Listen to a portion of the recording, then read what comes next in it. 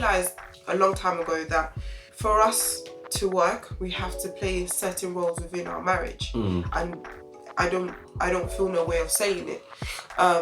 When people look at us, I said Emmanuel has to be flexible and I have to be rigid. Because he can get called at any time to go do something and he has to have the flexibility to go and do that. And I have to be rigid in what I do because of the kids.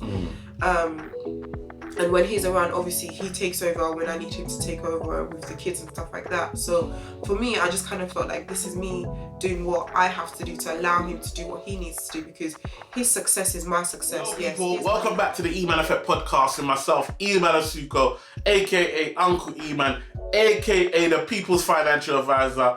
And I'm here with my beautiful, succulent, juicy, Nubian queen of life. Looking spectacular. Don't mind him, Mimi Asuquos. Madam Miriam. Fine girl. What are you excited for? I'm excited because I'm seeing you. You see me every day. And I get excited every day. It's a blessing. Every day I see this woman, it's a blessing. I am blessed. Don't get me. Listen, you get the Holy Spirit is just starting to move within me. I will just. Gosh. Anyway, yo, people, welcome. I hope you're enjoying the podcast. We're back. You know, the kids are back at school. We're back on top of it. Timers and that. Mimi got the hoop earrings. You know it's going down when Mimi's got the hooped earrings. She's ready for violence. No, but when you got a puff, you need to... You know, only girls from South London with the hoop earrings, you know it's straight violence. On sight. Gosh. On sight. She's got the hoop earrings. No stereotypes. But yo, we're here, we're talking. And today's podcast, I want to talk about, like, success. Okay. I feel like, you know, we come a long way. Things are going really well in life. Things are going good. Do you know what I mean? And, you know, you come a long way. Like, but now we're winning. Now things are going well. How do you keep the hunger? How do you keep going? Why do you keep going? What causes you to keep going? Is it enough? Is it always wanting more? Where do you find those places? So I really want to kind of go back and talk about, like, obviously, let's go back to it. Go on. July 2019. Not July. 2019. March 2019. Yes. I come home. I walk in the door. Newborn baby and that. Fresh baby just born in February. And we're now in beginning of March. Because you took 2 weeks paternity. 2 weeks paternity. Yeah. I walk in. And I tell you, babe, I just got made redundant. I have no job. But I have a payment coming from work. And obviously we have some savings. And I tell you, I dropped the bombshell. Boom. I don't want to go and find another job. Tell the people, how do you feel? How do you process? What thoughts go through your mind at that time? If I'm being completely honest, yeah, I just had a baby, so my brain wasn't even functioning correctly because I was running on sleep deprivation, 3 other kids to get back to school. To be fair, I feel like the writings were on the wall anyway. It was more of a matter of time as opposed to when it was going to happen. As opposed to if it was going to happen, it was more when it was going to happen. Obviously, the time it happened wasn't ideal, but... When was what going to happen? When I was going to make me redundant? When I was going to go self-employed? No, when you were going to go self-employed. Okay. I think the writing was always on the wall for that. Why? What was the writing? The writing was that you'd already started the Eman Effect, and it was pushing on, albeit a bit, you know, like any new business, it takes time to build and stuff like that, but it was pushing on, you were enjoying that. And obviously you were doing the other stuff behind the scenes. I felt like, and in all the discussions we've always had, you've always said you wanted to be your own boss. Do you know what I mean? So I think eventually that would have happened. Yeah. I feel like employment made sense because we had kids, we had bills, we had everything else, and you were just trying to build up the business behind the scenes. So I think it was always a natural progression for you anyway. The decision was just sort of taken out of our hands. And I know you've heard Emmanuel's story of times when he's gone self-employed, it didn't work, he had to go back to employment, and we had tried it a couple of times, and I think this time it was just kind of like, look, we've walked this road, we have to just do everything because we know that it wasn't working.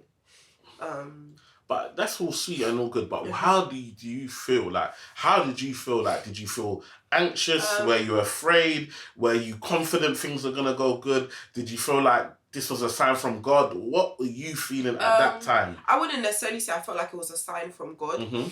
I just more felt like I was anxious and nervous. Obviously, I just had a newborn baby. You have to look at that as in practical terms. Like, and did you want to tell me to go and get a job? No, I didn't, because like I said, we'd had those conversations before, and I just kind of felt like we'd done it. And in all fairness and all credit to you, when things haven't gone, you had gone back and gotten jobs, and you had gone back, even though it wasn't necessarily what you wanted to do, but for the sake of the family, you were like, yeah, let me go do this.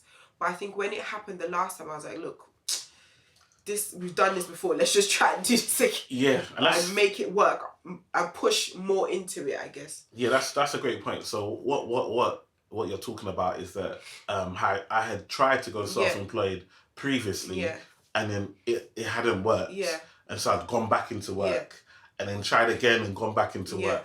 And so what we're talking about here is that this time I was better prepared. Yeah. Number one, my business had been going for longer. Absolutely. Number two, I had failure from before, so I had mistakes that I could learn from going in this time. Yeah.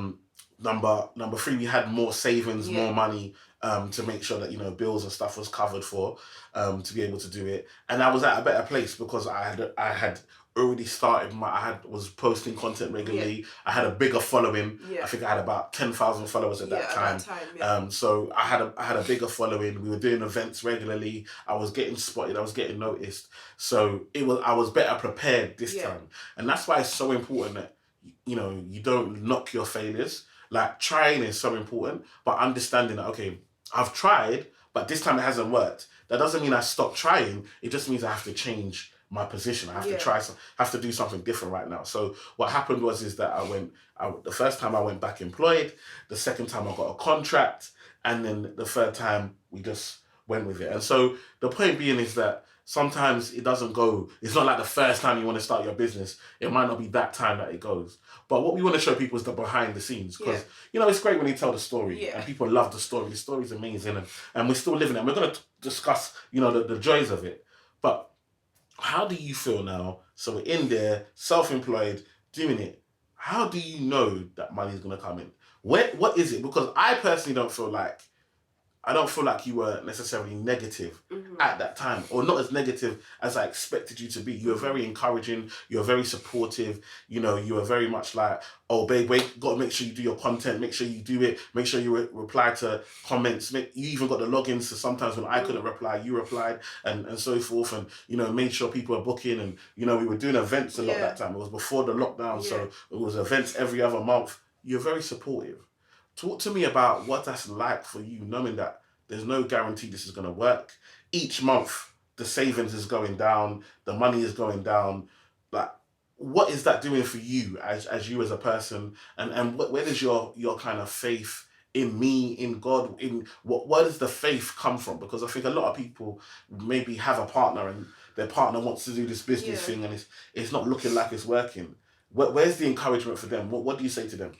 I mean, if I'm being completely honest, like I said, because we had gone through so many trials of him going self-employed, this time around, I was like, it's all or nothing. Do you know what I mean? So when you're in that position where it's all or nothing, you have to do everything you can to make it work. Because the options that were presented to us were not looking great. If I'm being completely honest. And it wouldn't have been bad if he did go back to employment. I just knew that his heart wasn't in it. And his heart was in being his own boss. So like, okay, if your heart is in it, then we have to do everything 110% to make sure that it works. Because if it doesn't work, then we're both going to be looking at each other. And you have to realize I'm self-employed. I was doing cakes, so I was self-employed. So we were both self-employed, looking at each other like, okay, what do we have to do to make sure that our business is bringing in money? And there were times when I was doing crazy amount of cakes to bring money in. There were times when he was working insane amount of hours to get clients in. And we just had to accept that this was a period of time in our lives because we could see the end goal. You have to have an end goal. You have to have a plan. You can't just say you want to run a business and not have a destination that you're trying to get to, because trust me, you'll just be driving aimlessly.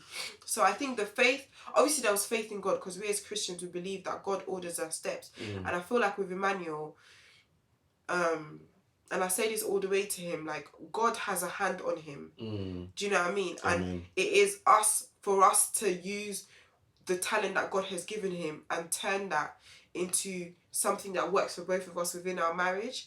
So God was always there leading our path. And trust me, there were times when God was like, nope, my child, that don't make no sense. Try again. Do you know what I mean? I think there was that. And I think there's also faith in my husband, because I have to believe and trust in what he's saying to lead our house, because it's not just me, it's our kids as well. So if I don't believe him, then that don't mean nothing. Do you know what I mean? And I don't know if you remember, like, there's something that you said to me. There's a few things that you said at that time, and you might not remember because you were just saying them. Yeah. But, you know, you were saying, like, one of the things you said was, like, do it because I know you're not happy. Yeah. And I want you to be happy. Yeah. And I know you're not happy at work. And, you know, you're a better husband, you're a better father when you're doing what makes you happy. Yeah. And so I want you to be happy. And so you were like, do it. And that was number one. And then number two was like, you know, I was like, it's going to be a lot of hard work. It's not going to be easy. And you were like, pass me the hammer. Like, I don't know if you remember, like, you just the analogy of like, I'm going to work with you. Like, it's not, you're going to have to go and work. And then I remember those times was before lockdown. So we wasn't really, people were still, everything was face to face. So we got office in Canary Wharf. So imagine the first thing you do it. You got this money, it's got to last you, and then you use some of that to get an office, to get an office so you can see people, because you know you want to see clients and so forth. And those times people wanted to see you face to face. They didn't want Zoom, wasn't really there. So you know we start doing that, seeing things, going in, doing the content, and then like what? So that was March, and then August we get the call that. I get my first show on Channel 4. What does that make? How does that make you feel like? Because I know how I felt. Like, how did that make you feel? What was that like? What was that like? It was all worth it. It like I knew it was gonna happen, or what was it? Because we never spoke about TV. Yeah, it was never a TV thing. We never spoke about TV, and TV is one of those ones that it was left field. Do you know what I mean? Our goal and our aim was always to make his business successful. So when that came, it was like, wow. Was it worth it? 110%. Like, a lot of people don't know the struggles we went, like, not struggles, I don't know if it's struggles, but what we went through to get to the point of even being offered a TV deal. Do you know what I mean? A lot of people don't see the behind the scenes, because we just had a new baby. It wasn't she was 2 or 3. So there were nights when I was like, he was coming home and I was like, take the baby, I'm going to sleep. Because I'm tired. Do you know what I mean? So I think it was a combination of like, it was worth it. We dedicated our time, our efforts, our family for this, and it's paid off. And there's nothing sweeter than putting hard work in and you get the fruits of your labour at the end of it. No, definitely. So we get the TV thing, and then what happens? I have to go away. Yes. Because we're filming in Scotland, so I'm away for 2 weeks. We went away for 2 weeks. 2 weeks filming, and you've got 4 kids, one of them like brand new. How do you, like, people don't hear these side of the things, like they see you, oh wow, you're on a TV show, but you've got 4 youths and a missus, so, and we're filming in Scotland, so how do you then feel? Because now you know you're left 2 weeks, you and the kids, there's no like me, I'll play with the kids, or I get the other kids to bed, or I'll feed the baby, like it's just you. You're almost a single mum for 2 weeks. What's going through your mind? Are you thinking to yourself like, these are the parts that you play? Because me, when I always say we, I always talk about we. People say, and people be like, who's we? And I'm like, me and my wife. And it's like, but it's you on the TV. It might be me on the TV, but without us, without you, it doesn't work. It doesn't happen. Like, what is it for you? I think I realised a long time ago that for us to work, we have to play certain roles within our marriage. And I don't feel no way of saying it. When people look at us, I said Emmanuel has to be flexible and I have to be rigid. Because he can get called at any time to go do something, and he has to have the flexibility to go and do that. And I have to be rigid in what I do because of the kids. And when he's around, obviously he takes over when I need him to take over with the kids and stuff like that. So for me, I just kind of felt like this is me doing what I have to do to allow him to do what he needs to do, because his success is my success. Yes, his money is my money, 110%. 110%. So, and it's not just my money, it's our kids' future, it's our lives, it's our retirement, it's our everything we want to do in the future. So for me, yes, it's hard, I'm not going to lie, it's hard trying to run everyone and with a newborn baby, but at the same time, I had put stuff in place even before TV came. We had a routine, we had things that had to get done on a daily basis. So yes, Emmanuel's presence was missing, but the house still ran because he needed to run. Yeah. Do you know what I mean? And when he comes in, then we just acclimatize and everything just goes back to when daddy's at home and stuff like that. And our kids now understand it, and they know that the routine and things still run, even though daddy might have to go film for a couple of days. They still know what they need to do to thrive. Yeah. So then the show comes out, and I don't know if you remember the time, morning time.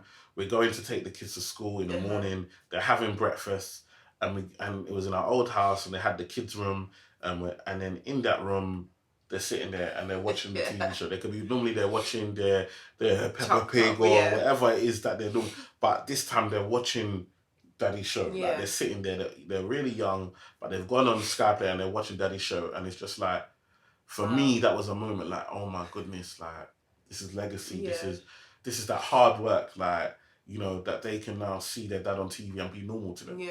Like that impossible is nothing. Yeah. Like, what would seem impossible, like, who would they know that they would actually be on TV? But now it's their own father, the person they see every day. And so, what was that like for you? You know what?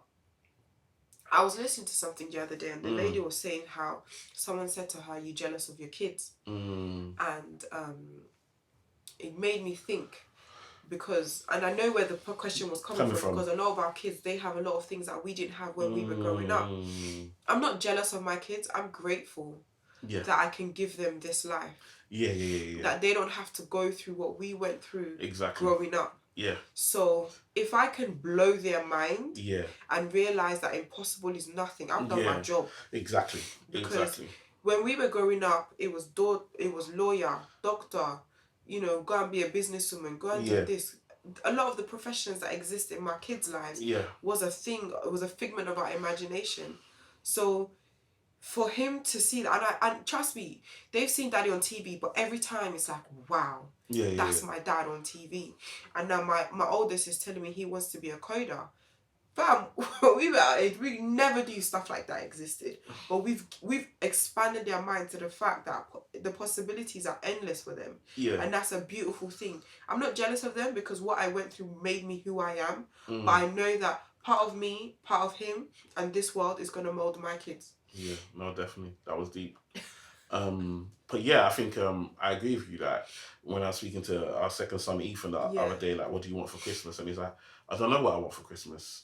Like, and I remember I always had a list of things I wanted for Christmas, because we never had bare things. And there was like, you had to wait till Christmas. Like, our parents had to literally save from January till December to give us like a present, whether it be, you know, a skateboard, a bike, a video game, or whatever. Like, it was literally having to save the whole year to do it. And it's like, our kids have what they need and what they want. Like, so they don't have, Christmas isn't a time of, oh, I need this on. It's like, actually, you know, we just want to spend some time. We're looking forward to having daddy around. You know, I've cleared my diary. I'm just home, and we're gonna have a good time. And it's like, actually having that is touching.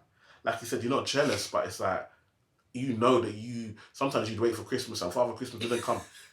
You got socks and pants and you know, you're like, what? For 1 year. I remember I told Emmanuel a story about the other day. My kids were looking at you know, those August leaflets that come through, and my daughter was like, "Mummy, there's like 16 Barbies," And I was telling her about how, like, when I was a kid, like, I used to wish, like, I would get a Barbie. And then my youngest daughter, I was like, yeah, mummy, but you can buy it for us now. And I was just laughing because you said that story about how when we were kids, you'd be praying that your list or your Argos that you circled. Yeah. You remember they stick Yeah, Argos catalog and you'd be Mm-mm. circling, mummy, I want this for Christmas. And you'd be lucky if you receive Trust me. one of those things. So it's just mad how it's come full circle that some of the things I wanted as a kid, I can give it to my children, and they're grateful and happy for it. But no, it's beautiful. So like, obviously we go through that. Fast forward now, so we come to today, like, you know, and we thank God for His blessings. You know, we got the book coming out. Get your money right. You can pre-order it right now. Get your money right. We thank God. You know, we got a whole book that's out now, available. We'll probably put the link below so you can click to get your copy. Tell a friend to tell a friend. You know, everybody get a copy. You know, if you like what we're doing and support what we're doing, we got a whole book out. HarperCollins, second biggest publisher in the world. Do you know what I mean? Actually paid your boy to write a book. Like, it's deep. It's deep. Then we've got shows, we've got collaborations, we've got companies that we're working with, we've got talks that we're giving. We're on TV all the time. I'm on TV so much I don't even post that I'm on TV. I don't even tell people like you're either watching or you're not watching because we're just there. We're doing it all the time. Like, do you know what I mean? And it's like, how do you feel now? Because before it was just you pushing and it was us and and now. So every day we get emails, somebody wants a piece. Yeah. Collaboration, people want me to promote this, people want me to come here. The other day I was like, come to Dubai for this, and you know, we're gonna have more things in America, doing stuff in America, and you know, doing stuff in Africa, and you know, everybody wants a piece now. How does that make you feel like? Because I guess you've been there in the trenches, putting in the work, you were in the gym shooting, practice, and now all of a sudden we're scoring, we're doing well. And everybody wants a piece. Do you feel like you have to share me? Yes, to a certain extent. And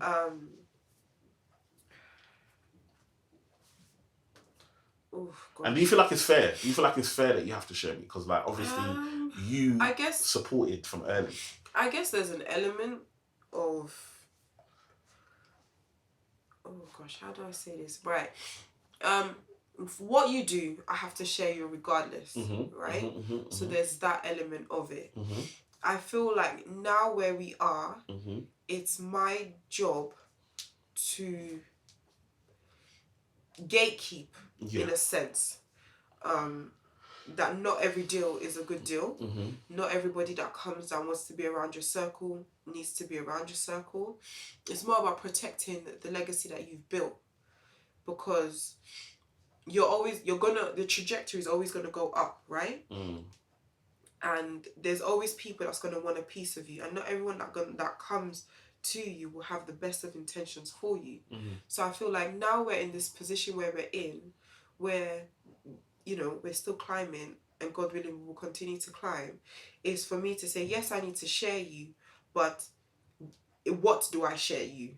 Or what do I share with everyone? Do you know what I mean? And certain things need to be kept private. I think that's the space that we're in now. That, okay, I can share this side of Emmanuel, but the other side of Emmanuel is daddy, and he's at home, and he's the wonderful, fantastic husband, father, son, brother-in-law that he needs to be. Okay. So, yeah.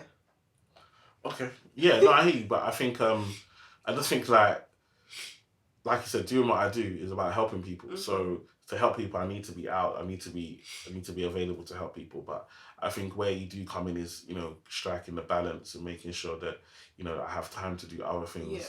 Because sometimes I want to help people so much that I don't actually have time to help myself. Yeah, and absolutely. that shouldn't be the case. And again, a lot of the time, these things, you realise that, you know, you're going through a lot of scars, things that you've been in from the things that you've been through, the scars that you've got, the traumas that you've been through in life make you overdo stuff. Yeah. Like sometimes I want to overhelp. I want to help people so much. I want to help people that don't even want my help.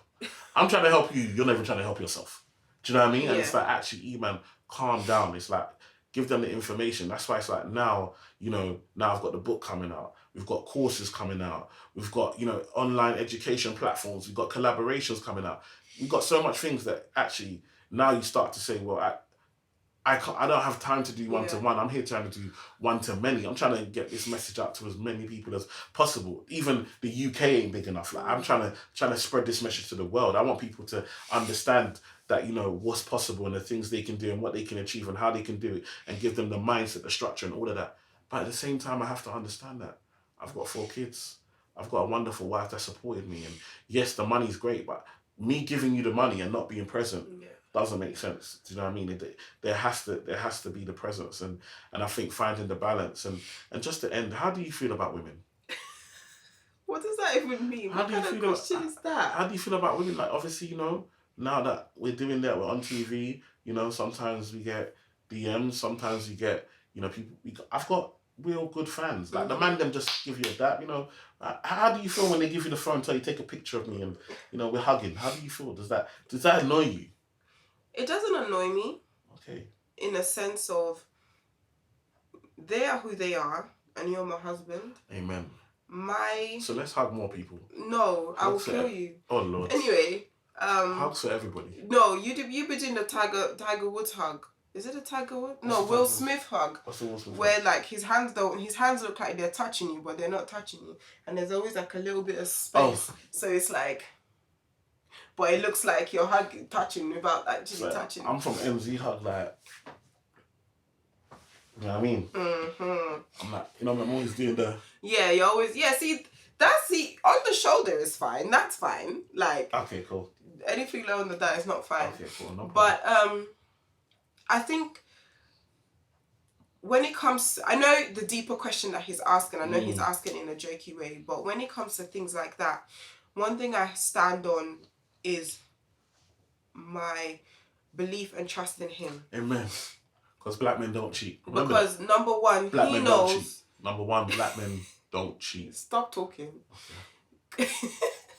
My belief and trust in him. Number one. Number two, I can't worry about what's external because it's the distraction. And let me tell you, distractions will come and fill your head with nonsense, and you will lose sight of what's important and what's in front of you. So I have to work on my marriage with him and make sure that we're always in a good place wherever he is.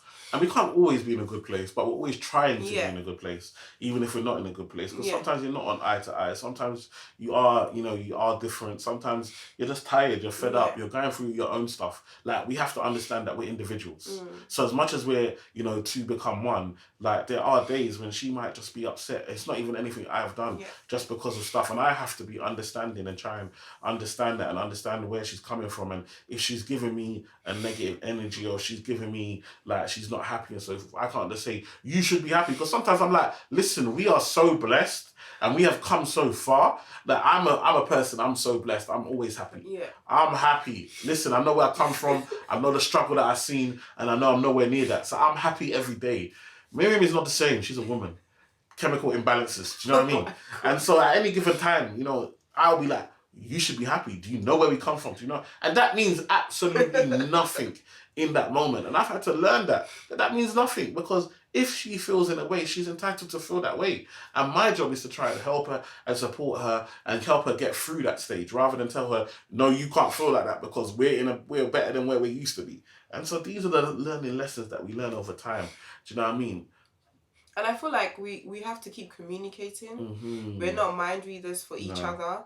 And I feel like we have honest, raw conversations sometimes, because we're walking this journey together. So we have to understand that, if you're not happy about something, we need to speak about it. Speak on it and try and find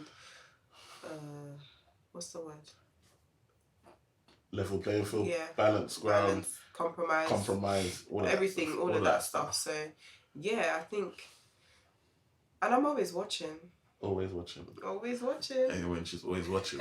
And on that note, we're going to wrap it up. Listen, I hope you enjoyed the podcast today. All we really wanted to do is just share, the behind the scenes. Because sometimes you can talk about the journey and stuff. Actually, what is the partner at home going through?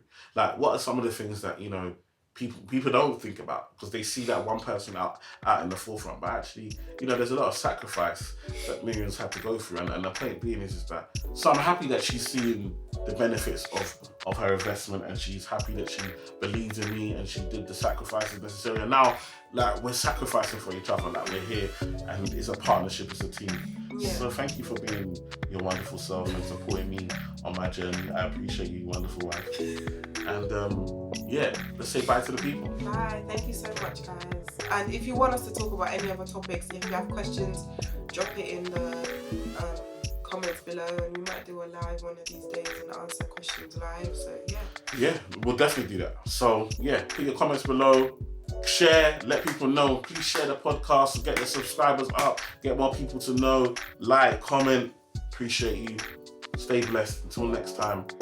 Thank you.